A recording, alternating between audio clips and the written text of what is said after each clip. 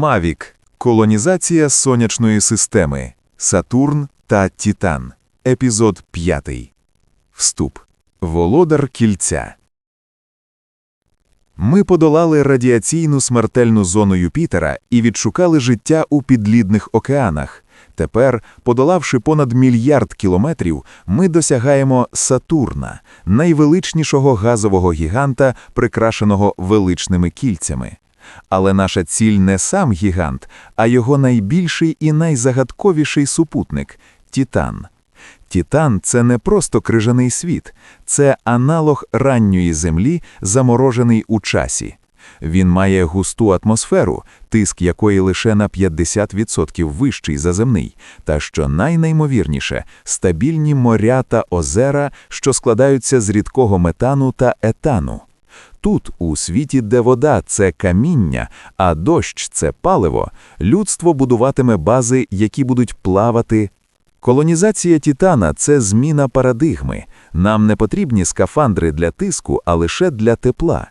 Ми виходимо з-під землі і підлідної броні, щоб жити просто небом, під помаранчевим загадковим небом.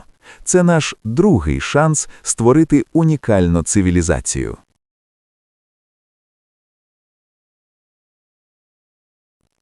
Розділ 1. Помаранчевий світ та плавучі бази. Диво атмосфери. Титан – єдиний супутник із щільною атмосферою. Вона складається переважно з азоту, як і Земля, але з густим шаром органічних аерозолів над поверхнею. Цей шар захищає нас від радіації, що доходить від Сатурна, і дарує планеті її фірмовий тямний помаранчевий колір.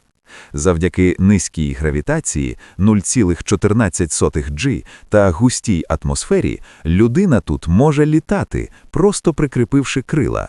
Фантастика номер 1. Плавучі міста. На Титані холодно, близько мінус 180 градусів, тому рідка вода тут тверда, як скеля. Але це не зупинить нас. Наші перші бази будуть побудовані як плавучі ізольовані фортеці на поверхні найбільших метанових морів, наприклад, Кракен-Маре. Ці бази будуть використовувати теплоізоляцію, щоб підтримувати комфортну температуру всередині, перетворюючи моря на нашу захисну оболонку. Повітряний транспорт. Завдяки густій атмосфері та слабкій гравітації дирижаблі стають основним видом транспорту. Величезні, наповнені киснем аеростати, вони будуть легшими за азотно-метанову атмосферу, будуть плавати на висоті, переміщуючи вантажі та колоністів між узбережжями. Колонізація Титана – це золота ера повітроплавання.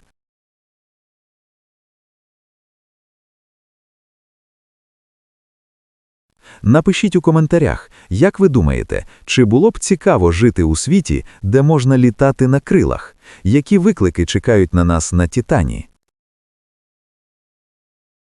Розділ 2. Енергетика та ресурси метанових морів. Енергетична незалежність. Титан знаходиться далеко від Сонця, тому сонячні батареї тут малоефективні. Наші бази будуть покладатися на радіоізоляційні термоелектричні генератори та термоядерні реактори малої потужності. Енергія – це ключ до тепла та життя у цьому крижаному світі. Фантастика номер 2. Моря як паливо.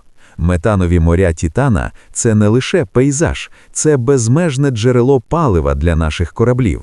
Ми можемо використовувати метан та етан для живлення ракетних двигунів, що прямують до Урана та Нептуна. Титан, подібно до Фобоса та Європи, стає логістичним центром, але вже на кордоні сонячної системи. Екзотичний видобуток. Органічний осад на дні метанових озер є багатий на вуглеводні. Це дозволить нам виробляти пластик, будівельні матеріали і складні органічні сполуки прямо на місці. Наші перші підводні, точніше підметанові апарати, Титан-сабмарини, досліджуватимуть ці моря, будуючи справжню хімічну промисловість на супутнику.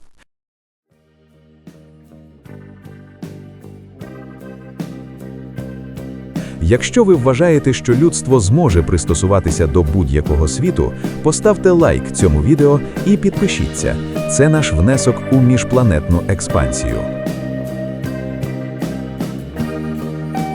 Заключення. Крок у невідомість. Колонізація Титана – це створення самодостатнього світу, який плаває у метановому океані, захищеному густою атмосферою, що нагадує молоду Землю. Це остання велика зупинка перед тим, як ми вийдемо на зовнішні рубежі нашої системи.